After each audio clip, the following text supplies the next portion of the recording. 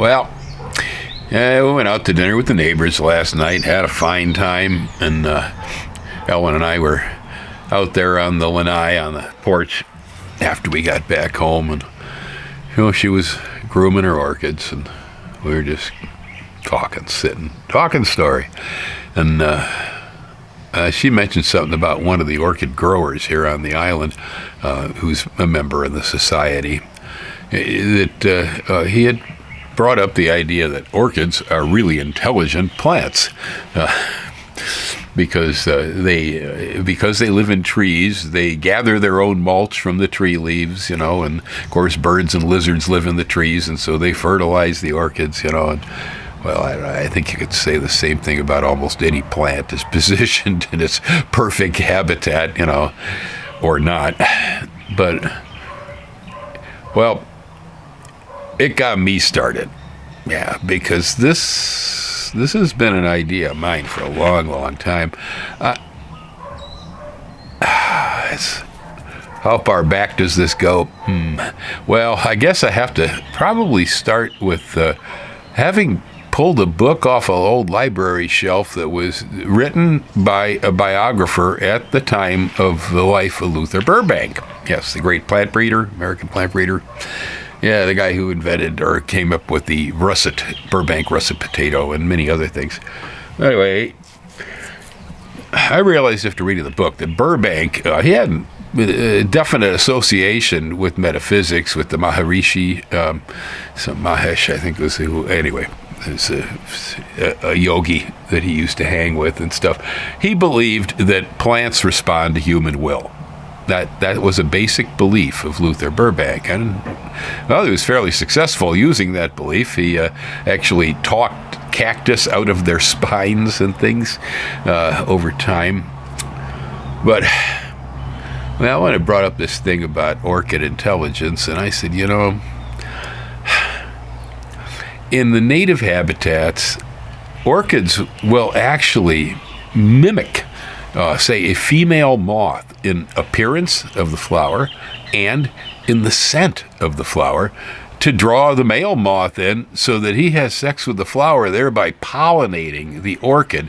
But only a specific pollinator will come because of the way this is arranged, so that the orchid always remains true to type, never crosses with other orchids, see? Well, I mean, that's the basically the same as, creating a porno movie out in the middle of the jungle for the benefit of an insect. Yeah. Here's my cat. Yeah, how does an orchid, get to the point where it can actually figure out what a moth looks and smells like? I mean, I'm with Darwin on the idea that there is evolutionary change. Yes, he's right, but he did not have everything. That's incomplete, because there's some other piece in this puzzle. And in my thoughts, I consider it to be universal intelligence. Yeah, I think that the only reason human beings appear to be intelligent to themselves is because just about everything alive is intelligent, and maybe more than just living things. But yeah, my viewpoint on the world, the universe, is that everything is intelligent, and we just happen to be one that expresses it. But our intelligence is rather unique. It has the ability to look back at itself. That's odd in a way. But it's also so highly specialized in the way that it works that we're not able to see the intelligence usually in other things. Now, here's my cat sitting right down here by my feet, and clearly Gracie is intelligent, She came up behind me. She knows Bill's doing a video. Gracie wants to be part of the show. Last night I came back from dinner and I got out of Gary's truck, and Gracie come running down the sidewalk yelling at me, meow, meow, and then come up and rub around my feet. I don't know, she was like she was afraid I wasn't coming back or something. I said, don't worry, I'm here.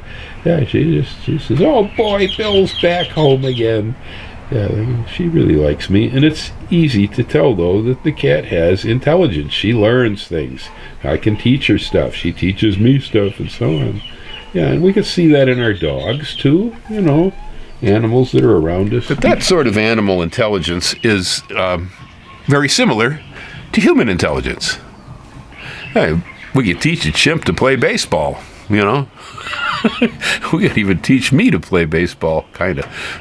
Well, so I figure that intelligence is kind of a universal thing. And we just are not able, unless the intelligence is similar to the type we have, to detect it. We can't see it. We're not able to pick up plant intelligence. Well, Burbank knew that the plants had some kind of a conscious nature. It's not the same as ours, but they have some sort of a conscious nature, which intelligence is part of. And so he would talk to the plants, and I think that's where this whole talking to the plants thing came in the 60s. But later I was reading a book by Botany of Desire. The Botany of Desire is the name of the book. Right now the author skipped my memory, but he believes that we don't cultivate crops, the crops cultivate us. In other words, that an apple tree relies on human beings for survival, and it has attached itself to human beings, and we think that it's our crop and it's under our control, but guess what? We're under its control. They have been here much longer than we have, the plants. Much, much longer. Yes, yeah, we're brand new kids on the block around here compared to the plants. Over time, I was living in Wisconsin, and I was having drought problems, which is not common in northern Wisconsin. We didn't get them very often. I was having a hard time trying to figure out how I was going to irrigate my corn because I wasn't set up for irrigating. We didn't need it. Well, and my corn was shriveling. And I had to figure out a way that I could get water to the corn to keep it growing and so on and so forth. Well, later I took a trip down to Arizona, visited a good friend of mine, and I said, well, Val, what are we going to do? And Val says, I've been studying anthropology over here at the university, and we've been discussing the Hopi. He says, I would like to go visit the Hopi reservation. I said, really? They're not very friendly. He said, I don't care. I just want to go look at it. Let's go. So I bailed into his old truck, and we took off, headed north, and oh boy, I tell you, the Hopi Reservation is pretty much kind of in the middle of the Navajo Reservation up there in northern Arizona. And the Navajo Reservation, be it desert, with a lot of juniper scrub and stuff like that, and red rocks and cliff dwellings, it's arid, but it's attractive. Yes. Yeah, I like the Nav Reservation. It's all right. Oh, anyway, as we start heading in there and we realize we've entered the Hopi Reservation, everything turns the most desolate gray dust you have ever seen. I mean, I'd never been on the surface of the moon, but it's probably similar. The soil is so unstable that cactus doesn't even grow on the Hopi Reservation. Can you imagine that? Yeah, vegetation is hard to hang on to the soil, period. I guess it shifts, it blows, it's very dry. Well, in the distance you see these mesas popping up, and those are the mesas the Hopi live on. And so we aimed for First Mesa, the big one, and headed in that way. As we got close to the bottom of the mesa, before we ascended, I start seeing corn, beans, and squash in plantings. Small patches, but all around the bottom of the mesa. Corn, beans, and squash growing quite abundantly. There was a lot of it. Now, it looked a little on the thin, deserty side, I guess, compared to the stuff we had in the Midwest, but it was growing. It was alive. And the thing is, I looked and I looked and I looked, and I could not find a single source of water anywhere. How do they do this? My corn was shriveling. Well, like I say, there aren't a lot of Hopi around to talk. They tend to stay to themselves. We parked up on First Mesa and kind of had a look over the place, looking at the Pueblos. Well, out of one of the Pueblos comes a teenage kid, Hopi teenager, wearing an AC/DC t-shirt. Yeah, universal Irish rock. Yeah, well, yeah, he come up to the car window or truck window. He says, "Hey, you guys looking to buy Kachinas?" I guess that's but the only reason people who look like us ever show up there. And I said, "Oh no, we just dropped in to take in the atmosphere. That's all. We're not really looking for anything." He says, "Well, my aunt, she makes Kachinas, and if you need any, we can make a connection." I said, "Well, thank you." It was actually a very nice offer. I probably didn't realize at the time how nice it was. Hopi Kachinas are very valuable. But anyway, like I said, other than this one guy in the ACDC t-shirt, there was no one to talk to. And I was mystified by the corn. How did they grow the corn out there? Well, there's one public outlet on the reservation that I could find, and that was Hopi Silversmithing Guild. Yeah, they make beautiful, beautiful jewelry. It's rather unique. It's not like the Navajo or the other tribes. And, well, anyway, there's a lady at the counter. She's Hopi. Well, I got a captive audience, and so after looking at the jewelry, and I've seen they have corn motif, a lot of corn motif, and I asked her, I said, "Look, I see this corn growing all around down the bottom of the mesas," and I said, "I cannot see any irrigation whatsoever. How do you do this?" And the woman says, "You're right, there is no irrigation. There is irrigated corn over on the Colorado River. We have fields over there where we have irrigation, but over here, grow it in the traditional dryland desert method." And she says, "Well, it's specially desert adapted seed that was given to us by Rainbow Woman at the beginning of time." She says, "Also, we use several desert adapted husbandry techniques to keep the seed growing." She says, when the summer winds come up, they are hot and they'll scorch the leaves. We'll erect brush, to break the winds and so forth. Then she tells me, next we will wait for a rain to come. And after the rain falls, water accumulates at the bottom of the mesa. It runs down and settles into the sand at the bottom. And so we'll go out and we'll dig down into the sand until we can actually find moisture from the rain. Sometimes it's a foot to a foot and a half down.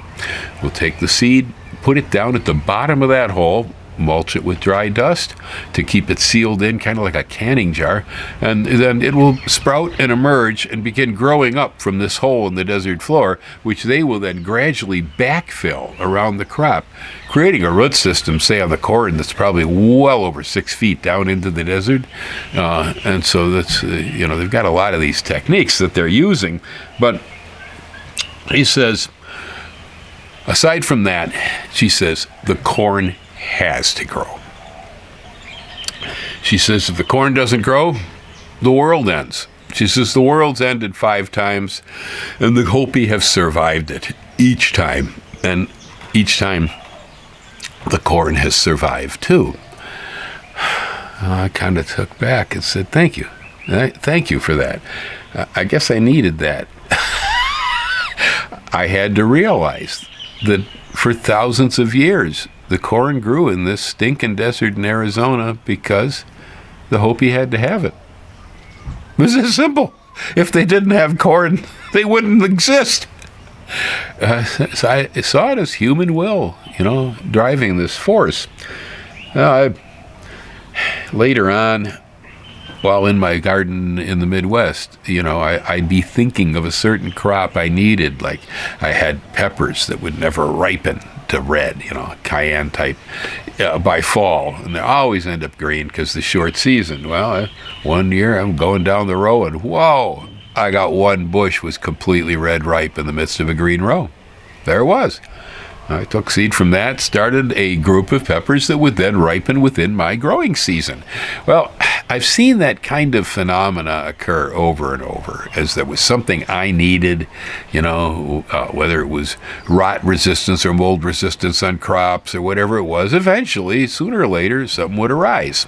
Well, I had natural selection, unnatural selection going on there, but I also think that there's a reaction with the plant to the human will. that when, why is it that I will get exactly what I'm looking for out of a plant when I'm just hoping that I'll see it? Yes, I do believe there's an intelligent connection there, as the Hopis say, that the corn has to grow. The corn has to grow.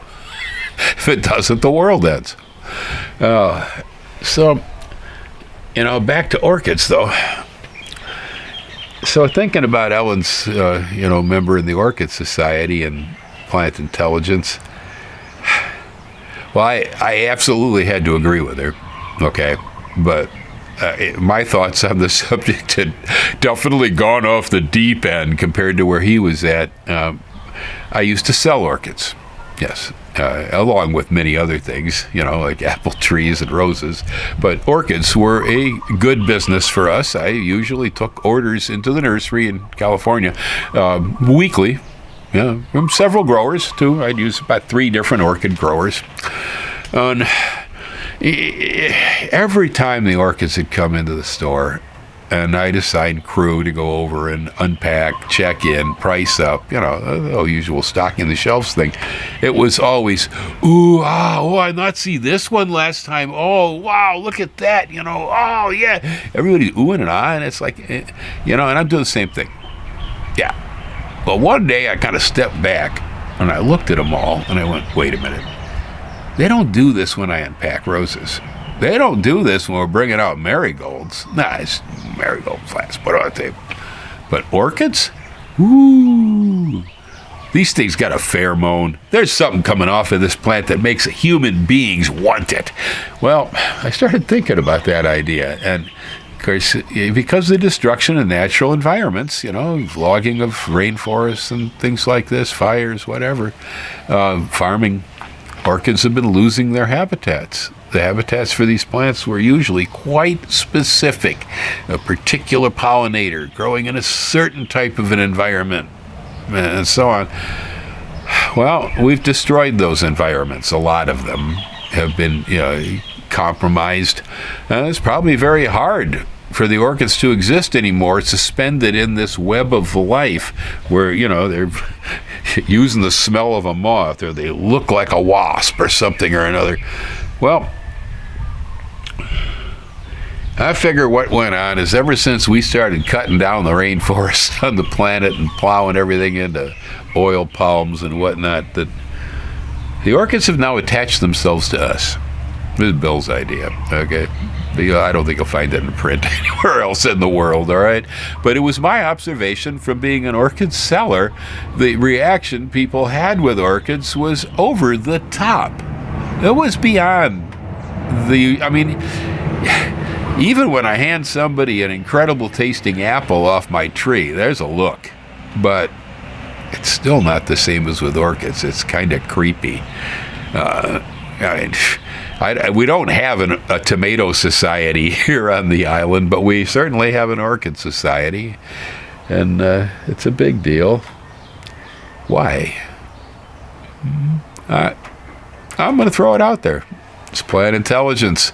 The orchids are realizing humans have destroyed their environments. The orchids have now attached themselves to us to guarantee survival. We're like the moth. It's a porno movie for moths. Oh, wow. We're like the moths. I swear, we're being drawn right into them. But I don't segregate intelligence. There are different categories of intelligence, without a doubt. But I don't separate them as the one is and one isn't, and so on, or degree or level of. Intelligence is just all difference, and I really believe plants contain it too. It's just part of everything. It's part of the spontaneous creation here. Again, I'm not a religious guy, so you drop that idea, but there's something going on. Okay, plant intelligence. Hang loose. They have now made the shaka the official ham symbol of Hawaii. This is official. Government approved. Aloha.